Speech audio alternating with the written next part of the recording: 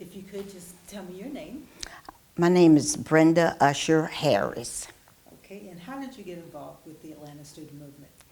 Well, I was actually my last year in high school, and my cousin was a student at Spelman College, and we knew of all the, what was going on downtown, the segregation in the stores like H.L. Green, McCrory's, Cress's, and Woolworths. You could go in there as a black person, spend your money on their items. You can go in one door and go out the other door. But if you wanted to get something to eat and sit down, it was not allowed to us because we were black. So one day, we just decided to sit down. And when we sat down, I thought that white lady was going to just croak. She got so red and she said, "Would you please get up?" And I said, "No." And she said, "Well, I'm gonna have to call the police." I said, "Well, call them." And so she said, "Well, I'm trying to be nice." She said, "I'm asking you and your friends to get up." And I said, "No, I'm not going to get up." I said, "I want to be served." And she said, "Well, we don't serve niggers." And I said, "I didn't ask for that. I want a hamburger." And so we sat there. That was, oh God, we sat there about, a couple of hours. So then other people began to come in, and, and she said the same thing. She said, "I'm getting the manager." The manager came over there, and he said, "You have been asked to leave." And I said, "Well, I think we said we weren't going to leave." I said, "We spend our money in here to buy stuff that you sell." And I said, "But then you don't want us to sit down at your lunch counter and eat." Then there was other white people in there at the end of it. They said, "No, because we don't want to eat with y'all." And I said, "Okay, well, we're not moving." And we sat there until when my cousin, she ordered a soda. She said, "Well, could I have a soda?" The lady said no. She said, "I'll fix it and you all leave." I said, "No, we don't want to leave. We want to eat here." And we sat there. They never did serve us. But the point was that we sat there until we got ready to leave. And we got up and left. Came back the next day. And by that time, different people, was gathering, and we wasn't causing any disturbance, but we just wanted the same equal rights as everybody else. They want to take your money. You can go in and spend to keep them in business. And basically, to be honest with you, it was just us that was keeping all those little stores in business. Because, we catch the bus and we go there on the weekend and through the week to buy personal items, school supplies. And, but then you don't want to treat us like we are human beings. Well, it was time for that to be over with. So I started when I was a high school senior and just, kept on, and eventually, I became part of SNCC. And actually, to be honest with you, I'm 72, and we still a part of the civil rights movement. And because we still have issues that still need to be resolved today, And Okay. How important was the Quadrangle for the Atlanta student movement? I know a lot of times that was the meeting place on Clark's campus prior to any kind of demonstration or marching happening. Can you speak a little bit about the Quadrangle and its importance to the Atlanta student movement? Well, I may not be able to answer all of that, but the importance was that we would, meet, and we were told that, we were to be orderly and to act, not disorderly, but to be orderly, and to you go in and you sit, you demonstrate. We marched around, and it was just important that our point, if we had to do it over and over and over for years until they got the point, that we weren't going to stop until changes were made. And that was the whole idea of continuing to demonstrate. that they understood that, we are humans. We are human beings too, and we want to be equal. Let me ask you, certainly the student movement differed from the older sect of SCLC and Dr. King. Mm-hmm. Were both fractions necessary, in your opinion, in order to bring desegregation to the city of Atlanta? Yeah, everybody. All organizations come together and work. Okay. Any memories of Warren Memorial Church meeting there? Let me see. No, I vaguely remember meetings that we had. A meeting that I went to one time that's been a long time ago with John Lewis when I was in SNCC. Okay. How important was the Atlanta Inquirer to the student movement? Oh, it was a great, it played a great part because what needed to be published would be published through the Atlanta Inquirer.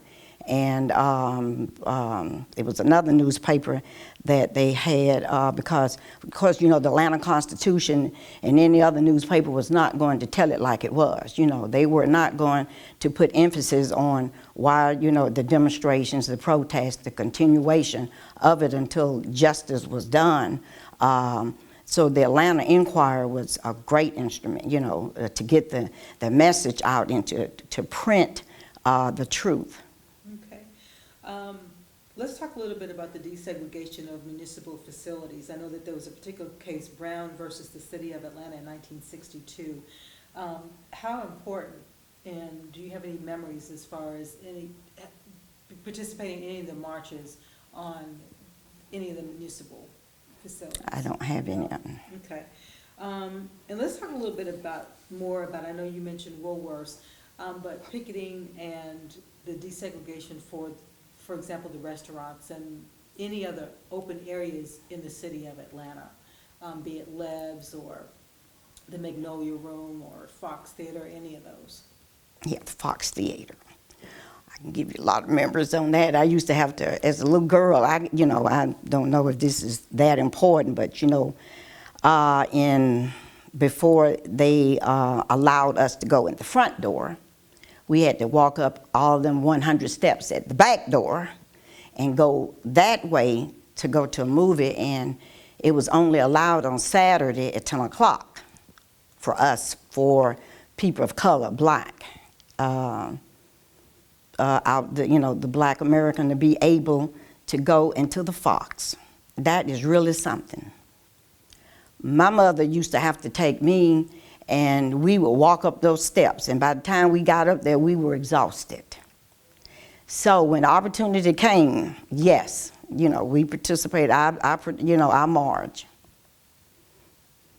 And now, and I'll say this, demonstrations and the protests, it paid off, because the point and the whole the issue was to be able to have the same right as my white neighbor or my white brother or sister or whatever, as others. So, you can go in the front door, but then I've got to go in the back door. So it was time out for that. Okay.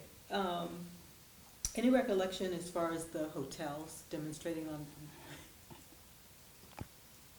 Excuse me, I'm sorry. Oh, yeah, well, it's when you're told that you can't come in here because you black. I'm thinking, wow, the hotels downtown. I did not, demonstrate on that, but I know what it was. I know what it felt like when you went to a hotel, and they told you that you couldn't come in, that they didn't allow blacks at their hotel. So you had to stay at the black hotels, like Forest, I think it was one over there, Forest Avenue, B.B. Beeman's, the hotel on Auburn Avenue. Downtown was out the question. Okay. Did you participate in what is being called the Pilgrimage for Democracy? It was a Hurt Park demonstration that happened in 1963? No. Okay. Any memories of the desegregation of Grady Memorial Hospital? Well, yeah, I have memories of that. You know, blacks had to sit on, had to go to a certain area of the hospital.